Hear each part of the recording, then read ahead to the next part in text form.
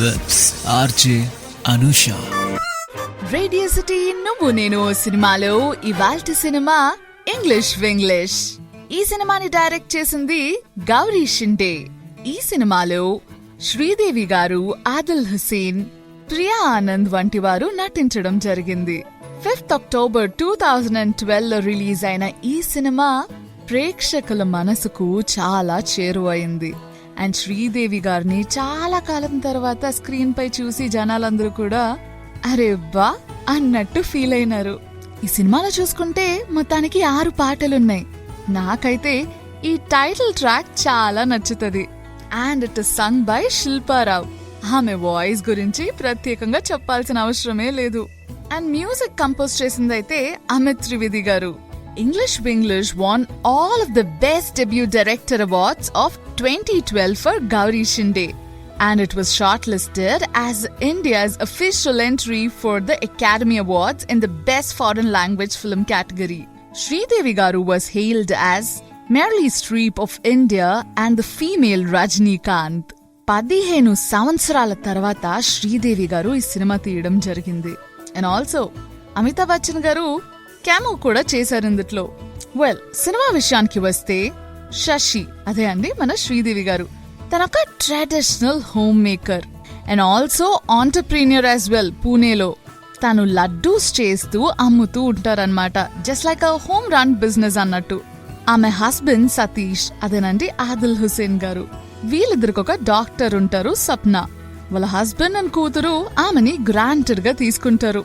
And they mock her for her poor English speaking skills. And చాలా disrespect తో treat చేస్తూ ఉంటారు. ఎప్పుడు కూడా శశిని నెగటివ్ ఫీల్ అయ్యేలా చేస్తారు, like insecured and under confident. కానీ తన చిన్న కొడుకు సాగర్ మాత్రం ఆమె ఎట్లున్నదో అట్లానే చాలా చాలా ప్రేమిస్తాడు. అండ్ శశి వాళ్ళ అత్తయ్య, ఆమె కూడా ఓ 2-3 సింపతి వర్డ్స్ పడేస్తూ ఉంటారు. శశి పెద్దక్క మను న్యూయార్క్ సిటీలో ఉంటారు. వాళ్ళ కూతురు పెళ్లికి శశి వాళ్ళ ఫ్యామిలీ అందరినీ ఇన్వైట్ చేస్తుంది. అయితే వాళ్ళు ఏం డిసైడ్ అవుతారు అంటే, శశి 5 వారాల ముందే న్యూయార్క్ సిటీకి వస్తాది, సో దాట్ మనుకి పెళ్లి అంతా కూడా ఆర్గనైజ్ చేయడానికి హెల్ప్ అవుతుంది అని చెప్పేసి. ఆ తర్వాత వాళ్ళ పిల్లలు ఇంకా వాళ్ళ హస్బెండ్ పెళ్లి టైం కల్లా వచ్చేస్తారు అనేది డిసైడ్ అవుతారు. During a flight to America, Shashi is given an inspirational advice by a fellow passenger. ఎవరో కాదు, మన బిగ్ బి గారు.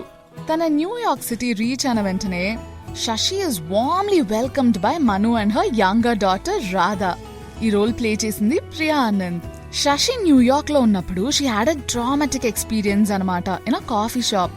ఎక్కడైతే ఆ స్టాఫ్ మెంబర్ చాలా రూడ్ ఉన్నారో due to her inability to communicate in English, and she's comforted by a fellow customer.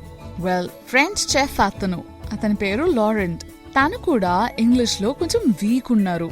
మెల్లగా తను ఎక్కడైతే లడ్డూలు అమ్ముకుని కొంచెం అమౌంట్ సేవ్ చేసుకుంటారు కదా, సో ఆ అమౌంట్ తో she secretly enrolls in a conversational 4-week English class.